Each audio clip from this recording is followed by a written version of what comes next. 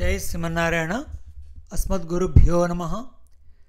तिर्यग्मनुष्यविभुदादिषु जीवयोनि स्वात्मेच्छयात्मवृतसेतुपरीप्सयायः रेमे निरस्तरतिरप्यवरुद्धदेहः तस्मै नमो भगवते पुरुषोत्तमाय। భగవానునకు విషయసుఖములందు ఆసక్తి లేశమైననూ లేదు. అయినను ఆయన పశువులు, పక్షులు, మనుష్యులు, దేవతలు మొదలగు జీవయోనియందు తమ ఇచ్ఛచే శరీరములను దాల్చి తాను నిర్మించిన ధర్మ మర్యాదను పాలించే కోరికతో రమించెను. అట్టి పురుషోత్తమ భగవానునకు నమస్కారము. 3rd Canto 9th Chapter 19th Prayer. భగవద్బంధువులారా, ఇంత క్రితము శ్రీమద్భాగవతము తత్వదీపిక ప్రథమ స్కందము 28వ భాగము, ఇది చివరి భాగము ప్రథమ స్కందంలో. ఇంత క్రితం మనం పరీక్షిత్తు మహారాజు ఆ అంగిరసముని మెడలో పాము వేయటము, దాన్ని చూసిన తర్వాత పిల్లలు వారి యొక్క పుత్రులు శాపం ఇవ్వటము, దానికి మనసులో బాధపడి వాళ్ళని తాను వారించటము, ఆ కథాభాగాన్ని విన్నాము. ముందు భాగం తెలుసుకుందాం. పరీక్షిత్తు ఆ మునిమెడలో పామును పడవేచి తన పట్టణమున ప్రవేశించిన తరువాత తాను చేసిన తప్పు పనికి చింతించుచు తనకు తాను నిందించుకొనసాగెను. నిగూఢముగు తేజస్సు గల బ్రహ్మజ్ఞాన సంపన్నుని విషయమున ఏ తప్పు లేకుండా హీనమైన అపచారమును చేసి తిని బ్రాహ్మణులకు చేసిన ఈ అపచారము దేవతలకే అవమానము చేసినట్లయినది. దీనిచే శీఘ్రకాలముననే దారుటకు వీలు కాని దుఃఖము నాకు రాక తప్పదు. అట్టి దుఃఖము వచ్చుటే మంచిది. ఇటువంటి చెడు పనిని మరల నేను చేయకుందును. బ్రాహ్మణ వంశమున జన్మించిన ఆ ముని విషయమున చేసిన అపచారమనడి అగ్ని నా రాజ్యమును, సైన్యమును, ధనమును కూడా దహించివేయును. అట్లు దహించుట చేతనే మర ఇటువంటి పని చేయరాదని జ్ఞానము కలుగును. దేవతలకు, గోవులకు, బ్రాహ్మణులకు ఇట్టి పాప పనిని నేనెప్పుడూ చేయకుందును కాక. ఈ విధంగా తాను అనుకొనుచుండగానే బ్రాహ్మణ కుమారుడు తక్షకుడును సర్పము తను కాటువేసి చంపునట్లు శాపమిచ్చినని వినెను. ఆ శాపము తనకు మంచినే చేయునని భావించెను.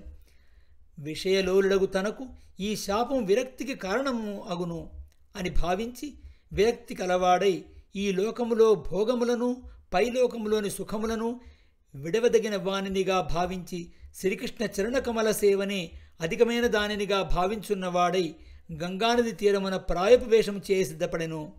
తనకు మరణం సన్నిహితమైనదని గుర్తించిన వాడై అట్టి సమయమున భగవానుని శ్రీపాద రాగముతో తులసీ దళములతో కూడిన జలములు గల గంగానది లోకపాలులతో కూడిన లోకములన్నింటినీ పావనము చేయనుజాలన్నది కదా. చనిపోవు ముందు దానిని సేవించడం కంటే కర్తవ్యం ఏముండును అని నిశ్చయించుకొని దేహమునందు, దేహబంధువులయందు సంగమును వీడి ఇతర విషయ చింతనము లేక శ్రీకృష్ణ పాదధ్యానమే చేయుచుండెను. లోకములను పవిత్రములను చేయు మహానుభావులగు మునులు ఎందరో శిష్యులతో కూడి ఆ మహాపతివ్రతుడగు మహాభాగవతుని సన్నిధికి వచ్చిరి. తీర్థములనడి మిషతో మహాపురుషులు ఆయా తీర్థములకేగి వానిని పవిత్రము చేయుదురు. అత్రి, వశిష్ఠుడు, చవనుడు, శరద్వంతుడు, అరిష్టనేమి, భృగువు, అంగిరసుడు, ద్వైపాయనుడు, పరాశరుడు, విశ్వామిత్రుడు, పరశురాముడు, అగస్త్యుడు, నారదుడు మొదలగు దేవర్షి బ్రహ్మర్షులందరూ అచరికి చేరిరి. ఎందరో రాజర్షులు కూడా అచరికి విచ్చేసిరి. పరీక్షితు చేసిన చేరిన ఋషులందరినీ నమస్కరించి ఆరాధించెను. అందరూ సుఖముగా కూర్చున్న తరువాత ప్రసన్నమైన మనసుతో వారి ఎదుట చేతులు జోడించుకొని నిలిచి తాను కోరెడి దానిని ఇట్లు విన్నవించెను. మీ వంటి మహాపురుషులు అనుగ్రహించుటకు తగిన శీలము గల రాజవంశుని జన్మించి నిందింపదగిన కర్మ చేసిన వాడును. నేను మహాపురుషుని విషయంలో అపరాధము చేసి తిని పరాత్పరుడు మహాపురుషుడు నన్ను అనుగ్రహించినట్లు బ్రాహ్మణ కుమారుడు శాపం ముసుకున్నట్లు చేసెను. ఆ శాపరూపము భగవదనుగ్రహమే, లేనిచో నాకీ నిర్వేదము కలగదు. ఓ బ్రాహ్మణులారా, మీరు ఈ పవిత్రము గంగా తీరమున నేను ఏ ఉపాయమును ఆశ్రయించి విడవదగిన దాన్ని విడిచి పొందవలసిన దాన్ని పొందేదనో తెలియజేయడని ప్రార్థించెను. నాకు భగవానుని యందు భగవద్భక్తులయందు ప్రీతి ఏర్పడినట్లు అనుగ్రహింపుడు. నేను ఏ జన్మనందినను ఆ జన్మలలో మీ వంటి వారి ఎడ అనుకూలమైన భావం కలుగుగాక. ఇట్టి నిశ్చయంతో కూడిన రాజు తన కుమారుడకు జనమేజయునకు రాజ్యమును అప్పగించి గంగ దక్షిణ తీరమున ఉత్తరాభిముఖుడై ప్రాచీనాగ్రములకు దర్భలయందు నిరసన వ్రతమునకు సంకల్పించి కూర్చుండెను. ఈ విధంగా పరీక్షిత్తు ప్రాయోపవేశమునకు సిద్ధపడి కూర్చుండగానే ఆకాశమున్న దేవతలు చేరి అతని నిశ్చయమునకు సంతోషించి పుష్పవర్షమును కురిపించిరి. దుందుబులు మ్రోగెను. అతడికి చేరి ఋషులందరూ 7 రోజులలో మరణం ఉన్నదని ఎరింగి ఇట్టి నిశ్చయముతో ప్రాయోపవేశమును ఉండిన రాజును చూచి ప్రశంసించిరి. రాజర్షి శ్రేష్ఠ, కృష్ణుని ఆశ్రయించి వాని అనుగ్రహమును పొందిన మీ కుటుంబములో ఇట్టి స్వభావమునుట ఆశ్చర్యము కాదు. భగవానుని సన్నిధిని కాంక్షించి రాజకిరీటమును కూడా కాదని విడిచిన మహాపురుషులు మీరు. ఈ భాగవత ప్రధానుడు ఈ లోకమును వీడి రజస్తమస్సులకు అవ్వలదియగు పరలోకమును చేరుడు వరకు ఇచ్చటనే ఉందుము అని వారందరూ అనుకొనిరి. ఆ ఋషుల వాక్యమును పరీక్షిత్తు వినెను. అమృతమును స్రవించుచున్న యథార్థమైన హితకరమైన వారి వాక్కులను విని విష్ణుచరితమును వినవలని కోరి వారితో ఇట్లనెను. మీరిచ్చటకు వచ్చుటకు నన్ను అనుగ్రహించడం తప్ప వేరొక కారణం లేదు. మిమ్మల్ని ఒక ప్రశ్న అడుగుచున్నాను. మీరు విమర్శించి నాకు ఉపదేశించవలని ప్రార్థన. చనిపోటుకు సిద్ధముగా ఉన్న మానవుడు మనోవాక్కాయములచే ఏమి చేయవలనో తెలియజేయుడు. ఇట్లు పరీక్షిత్తు ఋషులను ప్రశ్నించుండగా, ఏ కోరికలోని వాడై అనుకొనకుండా తనంత తానై భూమిలో పర్యటించుచు వ్యాసపుత్రుడు సుఖయోగి బ్రహ్మ ఆత్మగా గల తన ఆత్మనే తాను భావించుచు దాన్నే దర్శించుచు ఆనందించుచు ఆ పరీక్షిత్తు వద్ద వచ్చి నిలిచెను. అతడు ఋషి అని ఎరుగుటకు తగిన చిహ్నములు ఏమీ లేవు. అవధూత వేషంలోనున్నాడు. అతని చుట్టూను కొంతమంది పిల్లలు చేరి ఉన్నారు. ఆ సుఖయోగి 16 ఏళ్ల వయస్సు గలవాడు. సుకుమారము పాదములు, మూపు, బాహువులు, భుజములు, చేతులు, చెక్కిళ్ళు కలవాడు. సుందరమగు విశాలమగు నేత్రములు కలవాడు. ఎత్తు నాసిక గలవాడు. చెవులు 2 స్వమముగా ఉన్నవాడు. కనుబొమ్మలు అందముగా ఒప్పుచున్న ముఖము గలవాడు. శంఖం వంటి కంఠము గలవాడు. చీరమండలు లోతుగా ఉన్నవాడు. ఎత్తైన కండగల గుండె గలవాడు. సుడి తిరిగిన బొడ్డు గలవాడు. ముడతలు గల అందమైన ఉదరము గలవాడు. దిగంబరుడే ఉన్నాడు. జుత్తు జల్లుకొని ముఖంపైన పడుచున్నది. బాహువులు పొడవుగా వేలాడుచున్నవి. దేవతా శ్రేష్ఠుని వలె భాషించుచున్నాడు. చామన ఛాయవాడు. చూడదగిన వయస్సు కలవాడు. దేహకాంతి మందహాసము స్త్రీలను ఆకర్షించున్నది.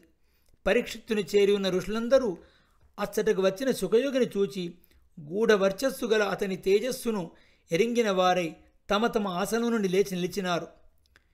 విష్ణురాతుడగు పరీక్షిత్తు తనను చేరిన అతిథి అగు సుఖయోగికి శిరస్సు వంచి నమస్కరించి పూజనునర్చెను. అతను అనుసరించి వచ్చిన బాలురందరూ వెనక్కు తిరిగిపోయిరి. శుకుడు మాత్రం రాజుచే అర్పింపబడిన ఆసనం నందు కూర్చుండెను. అతడు మహాపురుషులకు కూడా అందని మహిమ గలవాడు.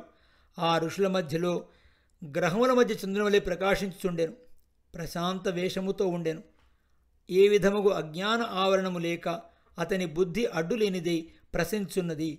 మహాభాగవతుడకు పరీక్షిత్తు శిరస్సు వంచి నమస్కరించి చేతులు జోడించి నిలిచి మధురముగు వాక్యముతో శుకయోగినిట్లు ప్రశ్నించెను. ఓహో, మేము క్షత్రులలో నీచులమైనను మీ రాకచే పవిత్రులమై సత్పురుషులచే అనుగ్రహింపదగిన వారమైతిమి. అతిథిగా విచ్చేసి మీరు మమ్మల్ని పవిత్రము చేసిరి. ఏ మహాపురుషుల స్మరణచే గృహము పవిత్రమగునో అట్టివారు విచ్చేసి దర్శనమొసంగి స్పృశించి పాదజలముతో ఆసన స్వీకారముతో అనుగ్రహించిన వాడు పవిత్రమగునని చెప్పవలెనా? విష్ణు సన్నిధానములో అసురశక్తులు ఎట్లు నిలవడలేవో అట్లే మహాయోగియకు మీ సన్నిధానమున ఎంత ప్రబలమైన పాపములైనను వెంటనే నశించును. శ్రీకృష్ణుడు నాయందు అనుగ్రహం గలవాడే ఉన్నాడు. అతనికి పాండవ సుతులు ప్రియులు అగుడచే వారి మనమడును వారి మేనత్త కొంతి మునిమనుడగు నాయందు ప్రీతి గలవాడై నన్ను అనుగ్రహించినాడు. అందుచేతనే ఈనాడు మీ దర్శనం నాకు లభించినది. భగవదనుగ్రహం లేనిచో సంసారులు గుర్తించుటకు కూడా వీలు కాకుండా వనములలో వసించడి మీరు సంసారిని పాపపు పనిచేసి మరణించుటకు సిద్ధముగానున్న నన్ను అనుగ్రహించి దర్శనమొసంగుదురా? భగవదనుగ్రహమే మీ రాక కారణం. మీరు యోగులకు పరమగురు కనుక ఒక ప్రశ్న అడుగుచున్నాను.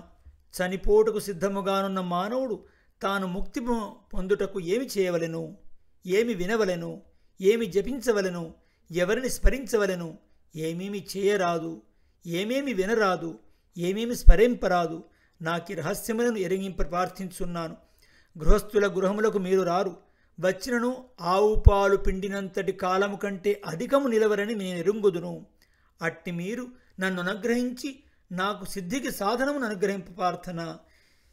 ఈ సుఖయోగి పరీక్షిత్తు ప్రశ్న విని మృదు మధురముగు వాక్కుతో సమాధానం చెప్పుటకు అనుగ్రహించెను. ఇంతటితో ప్రథమ స్కందం మనకు పూర్తి అవుతుంది. దీని తర్వాత పాడ్కాస్ట్లో మరి ఏమి శుకుడు చెప్పినాడో మనము తెలుసుకుందాం. జై శ్రీమన్నారాయణ. అస్మద్గురుభ్యో నమః.